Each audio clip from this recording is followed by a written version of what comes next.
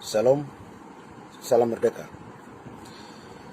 Pertama-tama kami menyampaikan banyak terima kasih kepada Tuhan yang menjaga dan menciptakan rakyat dan bangsa Papua.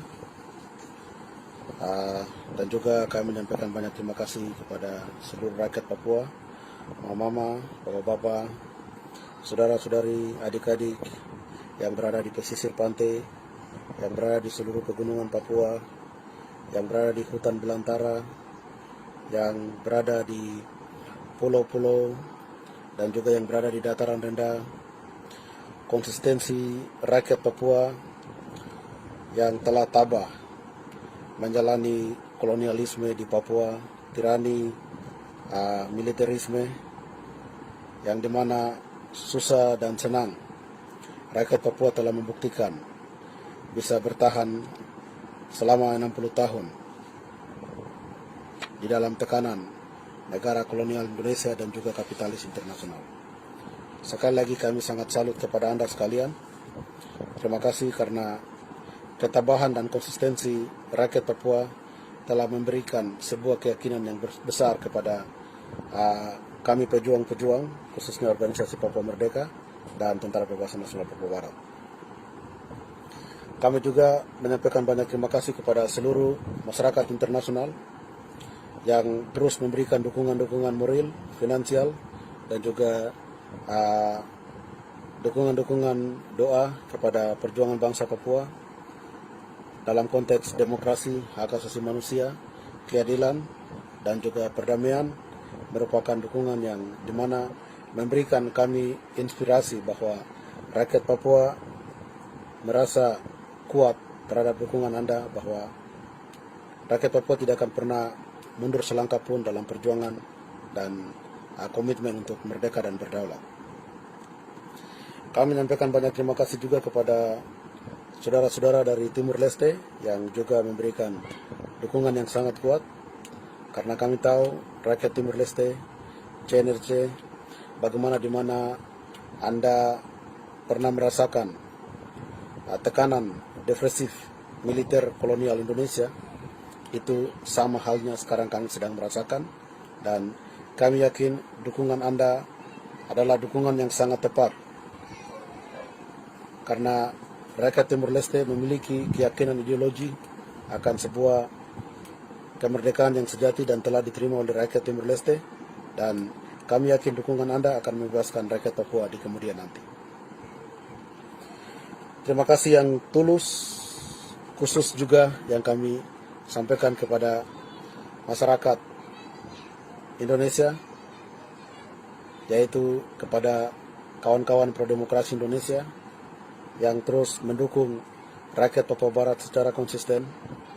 Walaupun Anda dipukul, Anda dipenjarakan, walaupun Anda dicaci, dimaki oleh militer, TNI, Polri, ketika Anda mendukung perjuangan kemanusiaan bangsa Papua, tetapi Anda diyakini oleh sebuah keyakinan yang sangat teguh oleh Tuhan bahwa Anda memilih untuk mendukung rakyat bangsa Papua adalah dukungan yang murni dan tulus. Maka itu, atas nama rakyat bangsa Papua, sekali lagi kami menyampaikan banyak terima kasih kepada kawan-kawan Prodem Indonesia dan semua aktivis Papua Barat yang terhimpun dalam Front Rakyat Indonesia untuk Free West Papua. Kali ini adalah kali yang kedua kami atas nama Organisasi Papua Merdeka dan Tentara Pembebasan Nasional Papua Barat, adalah organisasi dan militer satu-satunya militer Papua Barat yang eksis dengan penuh legitimasi oleh rakyat Papua dan dunia internasional, yang masih bertahan di garda depan perjuangan bangsa Papua yang kini memasuki 59 tahun. Izinkan kami sebagai ketua organisasi induk untuk menyampaikan approach kami, sikap kami, dan pesan-pesan politik serta pesan-pesan moral kepada 3 event yang penting. Yang pertama adalah penolakan rakyat Papua Barat terhadap pemberlakuan otonomi khusus oleh pemerintahan Jakarta kepada Papua. Yang kedua adalah Hari Konspirasi Internasional 15 Agustus New York Agreement tahun 1992 yang di mana internasional melakukan pelecehan hak asasi manusia terhadap New York Agreement. Dan yang ketiga adalah perayaan HUT kemerdekaan negara kolonial Indonesia 17 Agustus 1945 hingga kini memasuki 75 tahun kemerdekaan negara Indonesia. Dan apa yang dirasakan oleh rakyat Papua akan kami sampaikan dalam pesan-pesan politik yang berikut. Pertama, menanggapi pemberlakuan otonomi khusus bagi rakyat Papua oleh pemerintah Jakarta, bahwa sampai detik ini berdasarkan hukum internasional, berdasarkan kebenaran sejarah perjuangan bangsa Papua, kami rakyat Papua bersama organisasi Papua Merdeka, kami meyakini bahwa integrasi Indonesia terhadap rakyat Papua adalah ilegal.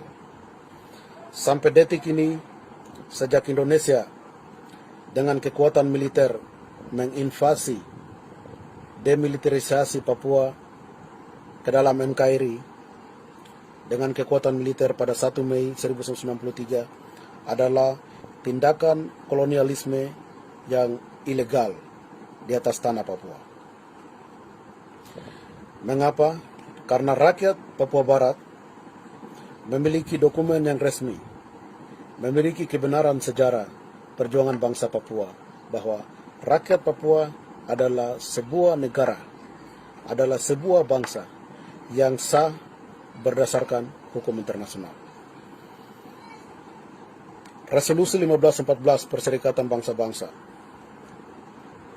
telah memberikan legitimasi dalam sebuah agreement yang disebut dengan Kesepakatan Canberra pada Februari 1947, telah memberikan legitimasi kepada pemerintah Belanda untuk mengambil wilayah Papua sebagai bagian daripada pemerintah Belanda. Dan Resolusi 1514 telah memberikan otoritas penuh kepada pemerintah Belanda untuk memberikan peluang secara demokrasi kepada rakyat Papua, kepada seluruh representatif rakyat Papua yang ada pada Dewan Niguni saat itu untuk mewujudkan cita-cita luhur bangsa Papua.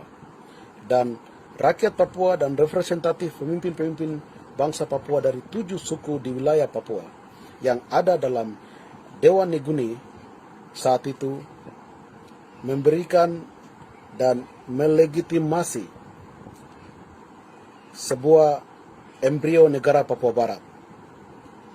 Dalam embrio itu, rakyat Papua Barat telah memutuskan secara demokratis pilihannya untuk mewujudkan sebuah bangsa yang sah di muka bumi.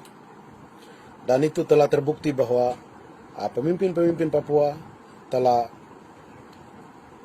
menyiapkan atribut pemerintah Papua Barat dan juga sistem pemerintahan. Dalam atribut itu, rakyat Papua Barat secara sah sudah memiliki lambang negara, nama negara, mata uang negara, bendera negara, lagu kebangsaan. Itu sudah disahkan secara resmi, secara de facto, dan secara de jure oleh pemerintahan kolonial Belanda. Pemerintah Belanda telah mengakui bahwa embrio rakyat Papua Barat telah diputuskan dan disahkan pada 1 Desember 1961. Dalam kesepakatan itu, disepakati bahwa 10 tahun kemudian akan dilakukan sebuah deklarasi proklamasi resmi oleh kesadaran rakyat Papua Barat. Dan representatif rakyat Papua Barat dari seluruh suku-suku daerah di tanah Papua bersama Brigadir Jenderal Seth Japhet Brungkorem dan Jacob Rai telah mewujudkan keinginan luhur bangsa Papua dengan sebuah deklarasi dan proklamasi kemerdekaan bangsa Papua pada tanggal 1 Juli 1971 di tanah suku Tabi, yaitu di Kerom. Waris telah mewujudkan cita-cita luhur bangsa Papua dengan sebuah deklarasi yang sah secara de facto dan de jure. Kedua embrio dan manifesto negara Papua Barat ini telah terdaftar secara sah berdasarkan resolusi 1514. Itu adalah keputusan yang mutlak. Itu adalah dasar sejarah kebenaran perjuangan bangsa Papua. Yang dimana berdasarkan dasar sejarah itu, kami rakyat Papua menolak ilegalitas Indonesia di dalam Papua Barat adalah ilegal dan cacat hukum, cacat moral, cacat politik berdasarkan hukum internasional.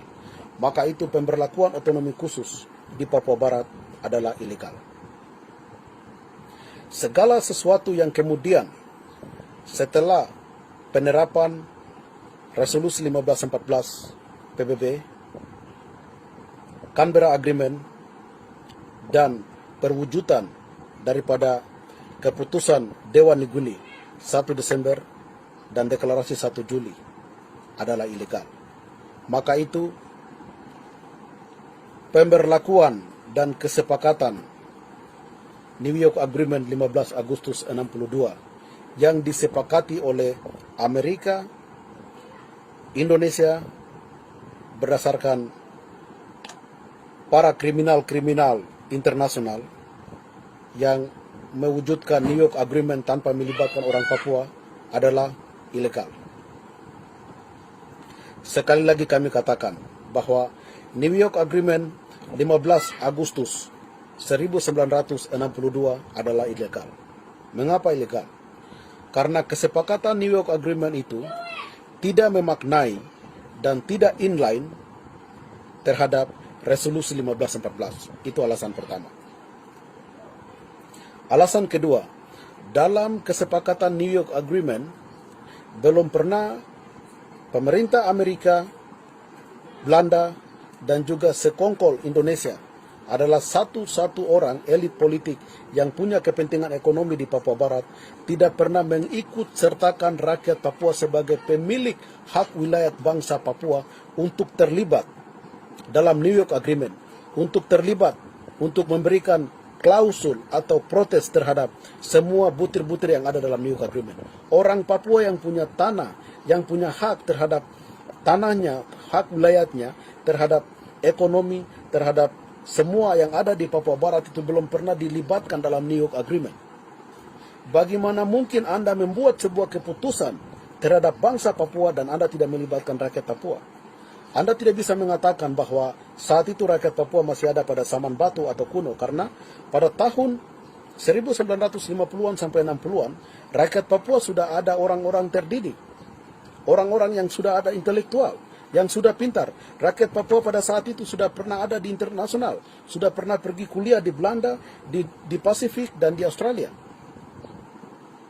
Rakyat Papua punya diplomat, sudah bisa mengerti. Rakyat Papua sudah bernegara pada tahun 1960-an, 61. Rakyat Papua sudah mencetuskan sebuah embrio. Dan saat itu Anda melakukan kesepakatan terhadap rakyat Papua tanpa melibatkan orang Papua, itu adalah ilegal. Itu tidak benar. Maka itu kami melihat bahwa otonomi khusus inline dengan sebuah kesepakatan yang ilegal, yang terjadi konspirasi internasional terhadap kesepakatan New York Agreement yang memberikan keputusan kepada Indonesia untuk menjaga Papua Barat selama 25 tahun. Anda harus tahu, sejarah mencatat bahwa dalam Canberra Agreement, wilayah Papua Barat pada status non-self territory, non-self-government territory. Jadi wilayah Papua Barat itu tidak berpemerintahan, atau salah satu negara di dunia tidak secara sah mengambil Papua Barat adalah bagian daripada dia. Dalam Canberra Agreement itu sudah jelas bahwa wilayah Papua Barat ditransfer ke dekolonisasi PBB, ke dekolonisasi C24 atau Komite 24 itu status Papua Barat sebagai wilayah yang tidak memiliki pemerintahan atau salah satu pemerintah di dunia tidak mengambil Papua Barat secara sah. Atau dalam kata lain, bahwa Papua Barat adalah merupakan wilayah perwalian atau trusteeship. Maka itu hukum internasional sampai detik ini dalam hukum trusteeship atau hukum dekolonisasi atau komite perwalian yang ada dalam C24 itu masih melegalkan, masih mencatat bahwa Papua Barat adalah wilayah yang tidak memiliki pemerintahan atau wilayah yang tidak ada pada sebuah pemerintahan secara sah. Maka itu New York Agreement dilakukan, dan di dalam New York Agreement hanya karena kepentingan ekonomi sehingga bisa ada sebuah kesepakatan pada 7 April tahun 1967 untuk kontrak karya Freeport McMoran yang pertama.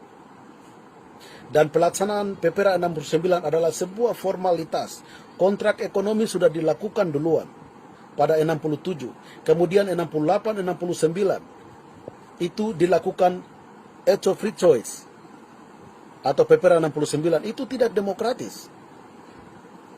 Karena formalitas Anda sudah melakukan kontrak ekonomi untuk membagi hasil pertambangan di Freeport. Kemudian Anda melakukan PPRA 69. Maka itu harus diketahui bahwa PPRA 69 itu bukan sebuah kemenangan mutlak. PPRA sudah disetting untuk bagaimana rakyat Papua itu harus kalah.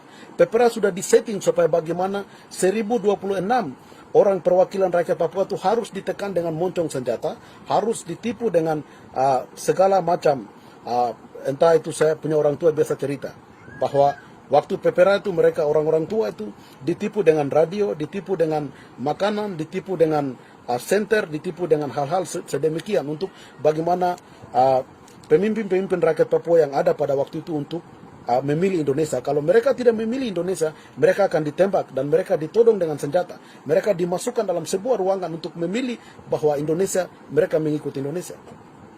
Itu adalah sebuah protes, sebuah hal yang tidak dilakukan oleh Indonesia yang tidak demokratis. Dan ini bukan sebuah kebetulan. PPRA sudah dirancang memang untuk harus Indonesia menang dan bagaimana Indonesia bisa menjaga kekayaan alam Freeport, yaitu kepentingan Amerika dan kepentingan kapitalis. Maka itu perwujudan daripada pemberlakuan otonomi khusus di Papua Barat itu adalah ilegal dan cacat hukum. Kami sebetulnya malas menjelaskan apa itu otonomi khusus, tapi kami akan menjelaskan sedikit pemberlakuan otonomi khusus yang terjadi bagi bangsa Papua.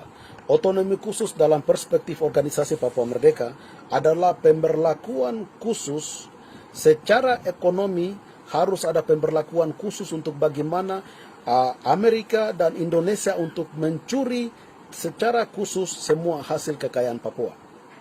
Secara khusus untuk bagaimana bisa terjadi invasi militer dan operasi-operasi militer pembunuhan secara khusus dan sistematis terhadap orang Papua.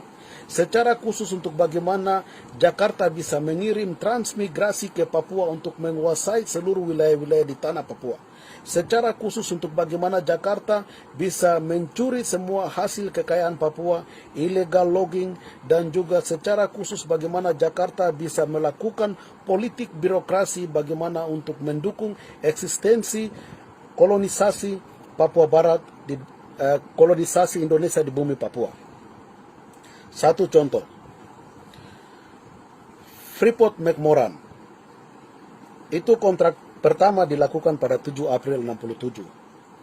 Dan kontrak kedua dilakukan pada 1991 sampai dengan 1921. 2021.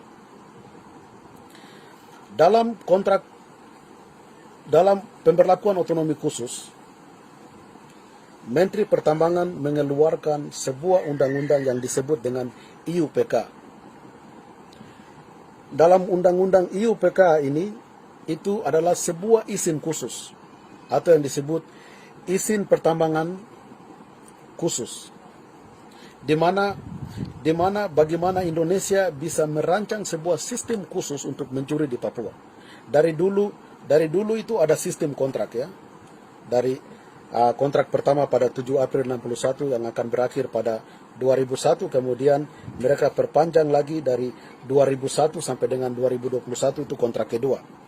Jadi kontrak Freeport ini dia inline dengan kontrak politik yang dilakukan dalam kontrak otonomi khusus ini. Jadi otonomi khusus itu tidak akan pernah berjalan tanpa kontrak Freeport. Ini harus dicatat oleh rakyat Papua. Ini sangat penting, bahwa kalau kita menolak otonomi khusus tanpa menolak Freeport, itu adalah sesuatu yang tidak balance. Itu adalah sesuatu yang tidak komprehensif. Indonesia memperlakukan otonomi khusus itu sejalan dengan kontrak ekonomi. Kalau kita tutup Freeport Mine dan Freeport itu stop total, maka Anda akan lihat bahwa otonomi khusus tidak akan ada arti. Karena otonomi khusus, jiwa daripada otonomi khusus itu adalah uang.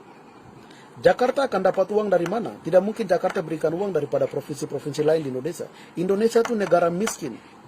Negara yang tidak punya uang, negara yang tidak punya emas, negara yang tidak punya tambang. Bagaimana negara itu bisa bertahan dengan tahu tempe? Itu kan tidak mungkin. Negara itu akan kuat dengan kekayaan alam. Maka itu pemberlakuan otonomi khusus itu dia inline, dia sejajar dengan kontrak ekonomi. Kontrak ekonomi yang kedua, kontrak Freeport yang kedua itu dari 2001 sampai dengan 2021 akan berakhir.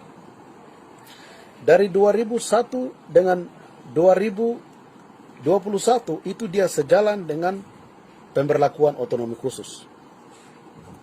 Untuk mencuri secara khusus, Menteri Pertambangan mengeluarkan sebuah undang-undang yang disebut dengan IUPK.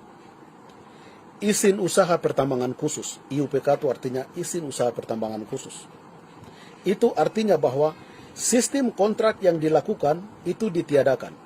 Jadi Freeport setelah dikeluarkannya undang-undang IUPK, Freeport bukan lagi menjadi milik orang Papua. Kalau sistem kontrak, itu berarti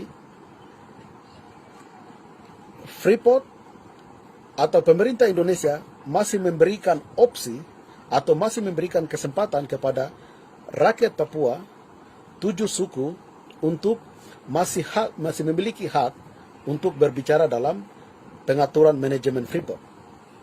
Tetapi setelah IUPK dikeluarkan, izin usaha pertambangan khusus itu dikeluarkan, berarti bahwa Freeport bukan lagi milik orang Papua, tapi Freeport itu diinstal masuk ke dalam badan usaha milik negara. Maka itu Anda lihat, pada 2017 dan 2018, Indonesia mencoba berusaha dengan segala macam cara untuk memberikan diplomasi yang begitu gencar, diplomasi ekonomi kepada Freeport McMoran, untuk Freeport itu dikembalikan kepada pemerintah Indonesia. Itu telah terbukti bahwa Indonesia telah memenangkan percaturan ekonomi ini terhadap Freeport, dan Freeport sekarang sudah diambil alih oleh PT Inalum. PT Inalum itu merupakan sebuah perusahaan milik negara, milik BUMN. Di mana semua proses ini bisa terjadi karena ada IUPK, Izin Usaha Pertambangan Khusus. Itu adalah di mana otonomi khusus dirancang secara khusus untuk bagaimana kolonial dan kapitalis mencuri secara khusus bagi semua kekayaan rakyat Papua. Anda coba hitung, 1 tahun itu Freeport McMoran dia menghasilkan tambang emas, perak, dan tembaga itu menghasilkan uang sebesar 133, sekitar 15 sampai 20 triliun. 133,15 triliun rupiah 1 tahun. Kalau Anda kalikan, Freeport itu beroperasi mulai dari 1973. Itu Freeport sudah start beroperasi. Dari 1973 sampai dengan 2008, 45 tahun. 133 triliun dikali dengan 45 tahun. Itu sekitar 5.988,15. 5.988 triliun Indonesia pakai uang rakyat Papua. 5.988 triliun. Anda bayangkan. Selama 45 tahun. Maka itu ketika Anda melihat percepatan pembangunan terjadi di wilayah Indonesia, itu mulai dari tahun 1970 ke atas, itu semua percepatan pembangunan, semua bangunan-bangunan di Jakarta itu dia mulai develop, dia mulai terbangun itu mulai dari tahun 70-an ke atas. Karena apa? Karena dana Freeport itu dipakai untuk membangun Jakarta dan seluruh provinsi di tanah Indonesia. Anda bisa bayangkan 5.988 triliun. Sangat tidak logis. Presiden Jokowi Anda komplain terhadap 94,24 triliun dari 20 tahun yang Anda berikan kepada rakyat Papua dalam otonomi khusus. Anda komplain bahwa Anda berikan dana yang cukup besar. 94,24 triliun itu bukan dana yang besar. Baru 5.988 triliun Anda makan selama 45 tahun. Itu Anda malu atau tidak? Itu dana rakyat Papua. Maka itu dalam undang-undang otonomi khusus Anda akan lihat. Dalam undang-undang otonomi khusus itu dari pasal 1 sampai pasal 74 tidak mencatat bahwa dana otonomi khusus itu dipakai oleh Freeport. Freeport secara komprehensif, Freeport secara total itu dipakai oleh Jakarta. Catat baik, rakyat Papua harus catat baik. Freeport secara menyeluruh itu dipakai oleh Indonesia. Berbeda dengan BP, berbeda dengan minyak dan gas di Bentuni, berbeda dengan perusahaan minyak di Sorong, berbeda dengan kelapa sawit yang ada di seluruh tanah Papua, berbeda dengan illegal logging yang dimana luas hutan rakyat Papua itu 33 miliar 710 juta 523,22 hektar. Anda bayangkan, itu luas hutan Papua. 33 miliar 710 juta 523,22 hektar hutan Papua. Di dalam hutan Papua itu semua hutan, pohon, segala macam yang ada itu dicerna dan dibawa keluar habis-habisan oleh sekitar 400 perusahaan yang ilegal ada di Papua. 240 perusahaan itu terdaftar di pemerintah. Tetapi 400 lebih perusahaan itu perusahaan yang ilegal. Pertambangan ilegal, illegal logging, dan juga segala macam yang diambil di tanah Papua. Triliun US dollar hasil kekayaan bangsa Papua sedang dicuri oleh pemerintah Indonesia, sedang dicuri oleh kapitalis. BP dia menghasilkan dalam 1 tahun, dia menghasilkan 104 triliun rupiah. 104 triliun rupiah ini dibawa ke Jakarta dan dibagi ke pemerintah daerah, berapa persen ke pemerintahan Papua Barat dan juga pemerintah Papua. Tetapi Freeport yang tadi kami sampaikan bahwa dalam 1 tahun 133 triliun itu tidak pernah diberikan kepada rakyat Papua. Sekarang setelah ada kontrak PT Inalum yang diberikan sekitar 51%, itu milik BUMN. Dan juga pembagian itu mungkin 10% yang disampaikan bahwa diberikan kepada rakyat Papua, kepada Provinsi Papua dan Pemda Timika. 10% ini juga angka nominalnya berapa itu masih belum diketahui. Hitungan-hitungan daripada kristalisasi dan emas yang diambil di Freeport, ini hitungan-hitungan rahasia yang sedang hanya dilakukan oleh elit-elit pemerintah Jakarta dan juga para ahli-ahli geologi yang mengerti sistem pertambangan internasional. Angka yang tadi kami sampaikan bahwa 1 tahun sekian-sekian yang didapatkan oleh pemerintah Jakarta itu juga merupakan angka kasar. Tetapi angka yang lebih benar itu hanya diketahui oleh pemerintah Indonesia, PT Inalum, dan Freeport. Dan Anda harus tahu bahwa rakyat Papua sangat ditipu dengan kontrak karya Freeport. Maka itu rakyat Papua melihat bahwa ada pemberlakuan khusus dalam otonomi khusus itu hanya dengan tujuan untuk mencuri semua hasil kekayaan yang ada di Papua. Dalam pemberlakuan otonomi khusus, hal yang penting lagi, bahwa ada 5 hal yang tidak berlaku dalam otonomi khusus. Yang pertama adalah fiskal dan moneter. Itu keuangan. Itu tidak tercatat di dalam undang-undang otonomi khusus. Yang kedua adalah defense, pertahanan dan keamanan. Yang ketiga adalah hukum, law. Yang keempat adalah agama, religious. Kebijakan tertinggi dari keempat hal, dan juga yang terakhir itu fiskal, keuangan, pertahanan dan keamanan, kemudian agama, kemudian hukum dan politik internasional.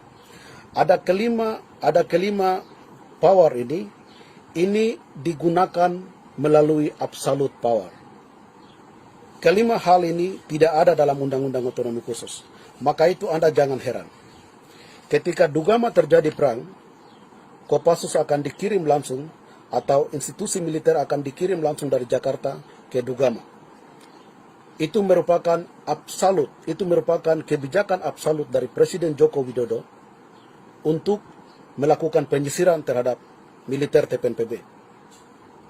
Maka itu jangan Anda heran kalau Gubernur Papua mengatakan bahwa kenapa jalan Trans Papua itu tidak diberikan sebagai proyek daerah. Mengapa itu terjadi? Pemerintah Papua hanya memiliki kekuatan yang 30% untuk mengatur kebijakan Jakarta.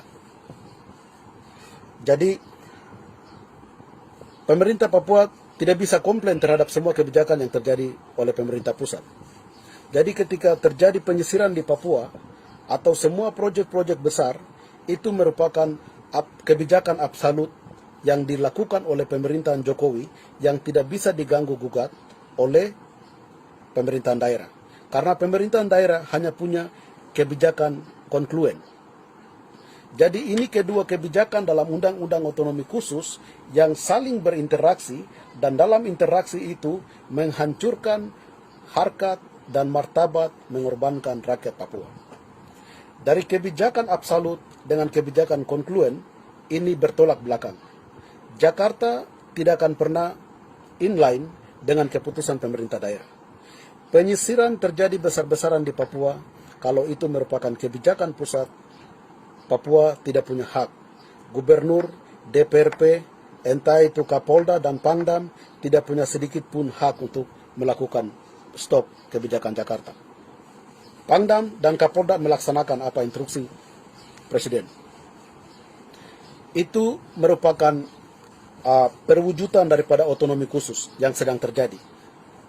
Secara ekonomi, secara pertahanan dan keamanan, dan juga secara agama. Anda lihat konflik terjadi di Tolikara. Sampai jihad Islam siap berangkat dari Jakarta ke Papua. Dan mereka sudah berangkat sampai ke Papua. Itu merupakan kebijakan absolut.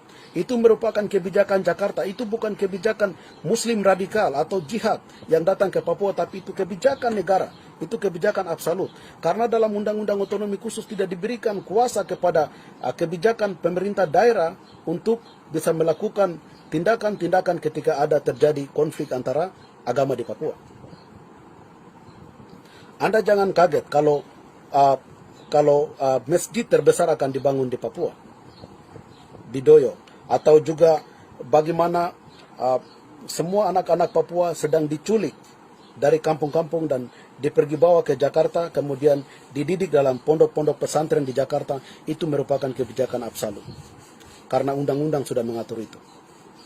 Maka itu undang-undang otonomi khusus adalah undang-undang yang menindas rakyat Papua secara ekonomi, undang-undang yang menindas rakyat Papua secara pertahanan dan keamanan, militer, dan juga undang-undang yang menindas dalam secara politik luar negeri. Indonesia tidak punya kebijakan. Salah satu contoh yang dimana kami semua diplomat-diplomat perjuangan bangsa Papua kami sedang mengalami. Kami melihat bahwa Indonesia tidak punya uang. Indonesia pergi curi uang dari Freeport Mine. Indonesia bawa keluar uang itu bayar kepada negara-negara di internasional untuk tidak mendukung perjuangan kemanusiaan bangsa Papua. Ini kebijakan yang sangat tidak tahu malu. bagaimana Jakarta kau mencuri uang rakyat Papua. Triliunan uang rakyat Papua kau mencuri dan kau memakai itu untuk memblokade semua diplomat OPM di seluruh dunia, diplomasi perjuangan bangsa Papua, perjuangan kemanusiaan. Anda membayar kepada MSG, Anda membayar kepada PIF, Anda membayar kepada SCP, dan juga badan-badan internasional lain untuk mengakui integrasi Indonesia di Papua Barat. Tapi Anda harus tahu, Indonesia harus tahu bahwa internasional tidak lagi buta. Kami sudah memberikan hitungan-hitungan politik, kami sudah memberikan hitungan-hitungan ekonomi bahwa Anda sedang mencuri hasil kekayaan Papua dan Anda memakai uang itu untuk kembali menindas rakyat Papua. Anda memakai uang orang Papua untuk kembali membeli senjata, membeli tempur di Australia, di Austria, di Rusia. Anda bawa masuk kembali ke Jakarta untuk kembali menindas orang Papua dengan hasil kekayaan dan uang orang Papua sendiri. Itu alasan di mana rakyat Papua menolak pemberlakuan otonomi khusus. Selanjutnya, bahwa karena New York Agreement itu bukan merupakan kebijaksanaan dan kebijakan secara demokratis, maka rakyat Papua, organisasi Papua Merdeka, kami menolak pemberlakuan New York Agreement. Di dalam New York Agreement ada pelaksanaan PPR 69, ada kontrak karya Freeport, ada kontrak ekonomi, dan juga pemberlakuan otonomi khusus. Segala sesuatu yang merupakan kelanjutan legitimasi daripada New York Agreement adalah ilegal demi hukum dan politik dan hukum internasional. Maka itu rakyat Papua, kami menggugat dan kami menolak itu semua. Berdasarkan realitas itu, kami ingin menyampaikan beberapa pesan-pesan moral, pesan-pesan politik kepada pemerintahan Jokowi dan kabinet pemerintahan Jokowi, bahwa kali ini setelah Indonesia merdeka pada 17 Agustus 1945 dan kali ini 2020, yaitu 75 tahun Indonesia merdeka. 75 tahun Indonesia merdeka kalau dibandingkan dengan umur manusia itu umur yang negara yang sudah cukup tua. Kami ingin menyampaikan dan memberikan pesan moral dan pesan politik kepada pemerintah Jakarta. Kami kembali mengkilas balik dasar negara Indonesia. Yang pertama dalam Undang-Undang Dasar 45. Dalam Undang-Undang Dasar 45 itu menyatakan bahwa sesungguhnya kemerdekaan itu adalah hak segala bangsa. Maka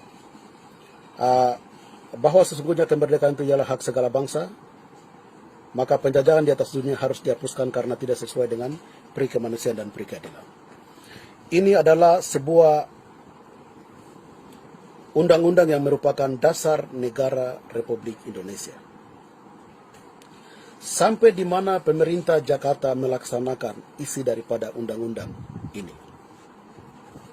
Bahwa sesungguhnya kemerdekaan itu adalah hak segala bangsa. Papua adalah sebuah bangsa. Indonesia dan Papua kami memiliki sejarah yang berbeda. Kami memiliki rumpun yang berbeda.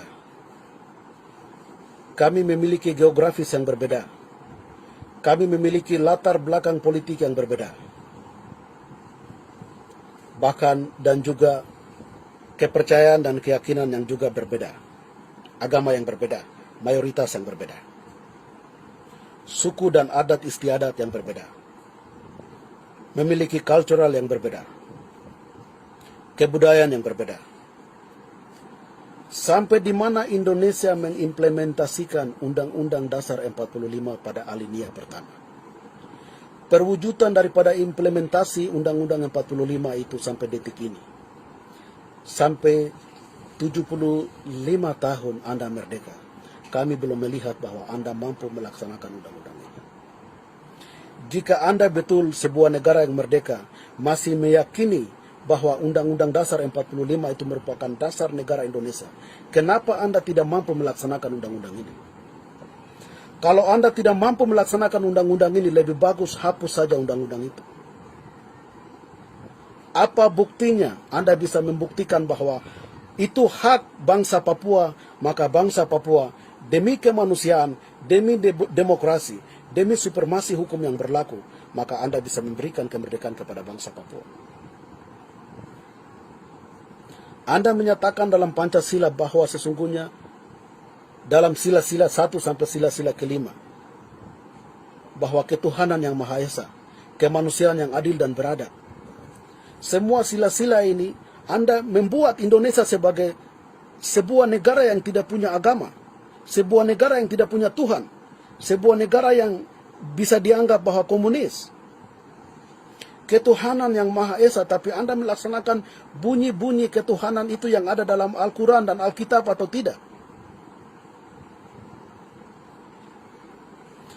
Anda menyatakan bahwa kebijaksanaan yang adil dan beradab, tetapi di dalam negara Anda, rakyat Anda dan juga pemerintah Anda, secara sadar Anda bisa menyatakan monyet, Anda bisa ada rasis terhadap bangsa Papua. Apakah Anda mengerti bahwa Undang-Undang Dasar dan Pancasila itu Anda sendiri melanggar itu? Ataukah Anda bisa secara terhormat membuat sidang istimewa di Jakarta dan hapus itu Undang-Undang Dasar 45 dan hapus itu Pancasila? Karena itu merupakan slogan kosong. Karena Anda sendiri tidak mampu untuk melaksanakan undang-undang itu dan Pancasila itu. Kami mendapat laporan intelijen dari Papua Intelligence Service bahwa menjelang hari perayaan 17 Agustus di Papua, bagaimana di semua lampu-lampu jalan setiap malam, setiap sore, Anda berdiri pegang bendera untuk bagaimana meyakinkan rakyat Papua itu betul-betul cinta Indonesia atau tidak. Ini sudah 75 tahun Anda merdeka. Bagaimana Anda tidak yakin? Anda tidak yakin memanusiakan manusia Papua untuk bisa merealize bahwa Indonesia itu adalah negara yang demokrasi karena pemberlakuan undang-undang hukum Indonesia Anda sendiri tidak mampu melaksanakan itu. Maka rakyat Papua tidak akan pernah percaya sedikit pun kepada Indonesia. Anda tidak bisa melakukan operasi intelijen masuk ke asrama-asrama di Papua Barat untuk pergi mengambil bendera bintang kejora, untuk pergi merampas evidence apa saja yang ada pada orang Papua, kemudian memaksakan orang Papua seperti di Kerom, seperti di Genyen, kemudian seperti di Manokwari, kemudian di Wamena untuk bersama rakyat Papua ditekan untuk merayakan hari kemerdekaan atau kegiatan-kegiatan menjelang hari merdeka Indonesia. Ini adalah Anda sedang membuktikan diri Anda, Indonesia sedang membuktikan diri Indonesia bahwa negara yang tidak memiliki integritas. Negara yang tidak memiliki integritas adalah negara yang tidak berdiri atas patokan komitmen dasar sejarahnya secara benar. Sangat heran, sebuah negara yang sudah merdeka selama 73 tahun yang tidak mampu melaksanakan dasar negaranya, Undang-Undang 1945, Undang-Undang Dasar dan Pancasila. Itu hal yang sangat memalukan. Indonesia harus tahu itu. Saya ingin menyampaikan pesan khusus kepada generasi yang setelah merdeka. Ingat ya, Susilo Bambang Yudhoyono, Megawati Soekarno Putri, Habibie, termasuk Joko Widodo saat ini, Anda adalah generasi-generasi yang menikmati sejarah, menikmati hasil yang dilakukan oleh Soekarno dan Bung Hatta dan teman-temannya. Bung Hatta sudah menyatakan dalam sidang BPU PKI bahwa wilayah Indonesia itu dari Sabang sampai dengan Ambon, tidak termasuk Papua Barat. Ingat dan catat baik. Jokowi, Anda jangan keliru. Anda adalah generasi yang menikmati kemerdekaan. Anda belum pernah angkat bambu runcing dengan arek-arek di Surabaya atau juga dengan semua rakyat Indonesia yang pernah perang entah itu di Bogor atau di Jakarta. Anda dengar baik. Sejarah menyatakan bahwa Bung Hatta sudah mengakui bahwa wilayah Indonesia dalam kemerdekaan negara Indonesia itu dari Sabang sampai dengan Ambonia, tidak termasuk Papua Barat. Itu yang pertama. Bung Hatta sudah secara jelas, menyatakan secara jelas bahwa Papua Barat itu mereka dari Kepulauan Pasifik. Mereka adalah bangsa Melanesia. Dan kami jangan masukkan mereka ke dalam Indonesia. Itu adalah pernyataan resmi dari pendiri negara Indonesia, Bung Hatta. Yang kedua adalah Soekarno. Dalam pelaksanaan Trikora, Soekarno mengatakan bahwa bubarkan negara boneka bentukan Belanda. Soekarno sebagai pendiri negara Indonesia sudah mengakui bahwa bubarkan negara. Pernyataan negara ini adalah membuktikan bahwa West Papua adalah sebuah negara yang diketahui oleh Soekarno sendiri, bahwa Soekarno terlibat dalam setiap kebijakan untuk menghancurkan hak-hak martabat rakyat Papua dalam New York Agreement, dalam kontrak karya Freeport. Maka itu dengan kesadaran Soekarno mengatakan bahwa bubarkan negara bentukan Belanda, negara boneka. Pernyataan negara adalah perwujudan sesuatu yang benar, pengakuan yang benar oleh Soekarno bahwa Papua Barat adalah sebuah negara. Kata yang berikut daripada negara adalah boneka, itu adalah pernyataan ambisionis, pernyataan emosional seorang Soekarno untuk merebut bangsa Papua. Kenyataannya siapa yang boneka? Belanda bukan boneka, rakyat Papua bukan boneka. Bukan boneka yang menciptakan embrio negara Papua Barat pada 1 Desember 61, bukan boneka yang mewujudkan wujud keinginan luhur bangsa Papua pada deklarasi dan proklamasi 1 Juli 71. Indonesia secara resmi sudah menyatakan bahwa Papua Barat adalah sebuah negara. Indonesia sudah secara resmi menyatakan bahwa Papua Barat adalah di luar daripada Indonesia. Indonesia adalah dari Sabang sampai Ambonia. Untuk itu, kepada politisi-politisi Jakarta yang menikmati kemerdekaan Indonesia saat ini, Anda yang ada di kursi DPRP, Anda yang ada di kursi DPR RI, DPD, Anda yang ada di parlemen, Anda yang ada di MPR, Anda yang ada di kabinet, kementerian, dan juga presiden dan wakil presiden. Dengar baik. Mewujudkan sebuah kebenaran yang tulus terhadap rakyat Papua, Anda harus memaknai Undang-Undang Dasar 45 dan Anda harus mengikuti jejak perwujudan daripada pendiri-pendiri negara Indonesia. Anda yang menikmati kemerdekaan ini, jangan memperpanjang kolonisasi bagi bangsa Papua sampai detik ini. Karena penjajahan itu tidak akan pernah bertahan sampai dengan dunia kiamat. Suka dan tidak suka, mau dan tidak mau, masalah Papua Barat, rakyat Papua Barat telah diberikan sebuah kesadaran yang mendalam. Sudah 60 tahun rakyat Papua Barat melawan kolonial Indonesia. 60 tahun sudah terbukti bahwa rakyat Papua sudah kuat dan rakyat Papua sudah siap secara politik, secara militer, secara diplomasi untuk merebut perwujudan daripada kedaulatan bangsa Papua. Rakyat Papua tidak akan pernah mundur selangkah pun. Anda harus tahu, Anda memakan hasil kekayaan rakyat Papua hanya khusus Freeport saja. 5.988 triliun. Itu uang yang bukan sedikit. Anda mampu memberikan kembali semua keuangan itu atau tidak? 500.000 rakyat Papua yang Anda bunuh secara sistematis, secara depresif militer, operasi militer, perang di Dugama, perang di Puncak Papua, perang di Freeport, perang di Pegunungan Bintang, dan perang di antara seluruh pasukan TPNPB dengan TNI yang sekarang ini sedang berjalan. Anda jangan berpikir bahwa perang itu akan stop. Rakyat Papua sudah mengerti dengan penuh kesadaran, Tentara Pembebasan Nasional Papua Barat akan terus perang. Kami ingin menyampaikan kepada Anda secara terbuka menjelang hari kemerdekaan negara Indonesia bahwa organisasi Papua Merdeka bersama Tentara Pembebasan Nasional Papua Barat, kami memberikan sebuah jaminan, kami memberikan dengan tulus hati bahwa organisasi Papua Merdeka yang mempunyai sayap militer Tentara Pembebasan Nasional Papua Barat, kami meminta kepada pemerintah Indonesia secara terbuka bersama organisasi Papua Merdeka menuju ke internasional, menuju ke dekolonisasi Perserikatan Bangsa-Bangsa di Komite 24, duduk bersama-sama dan berbicara secara demokrasi tentang apakah Anda legal ada di Papua atau Anda ilegal di Papua Barat, apakah salah rakyat Papua sudah merdeka atau tidak. Pembuktian dan kedaulatan ini hanya bisa terjadi di PBB. Indonesia jangan percaya organisasi-organisasi lain yang ada di Papua, yang juga merupakan bentukan Anda.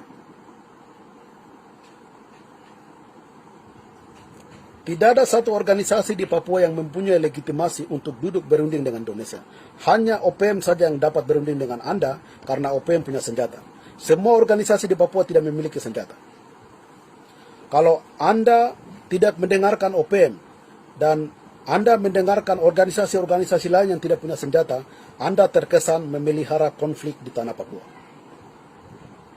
OPM secara jujur dan transparan, pada 2019 kami sudah menyatakan bahwa kami membuka jalan menuju eksternal negosiasi, jalan menuju perundingan internasional. OPM sudah siap sampai saat ini menunggu jawaban pemerintah Indonesia apakah Anda siap, mampu terbuka berbicara dengan OPM di internasional atau tidak.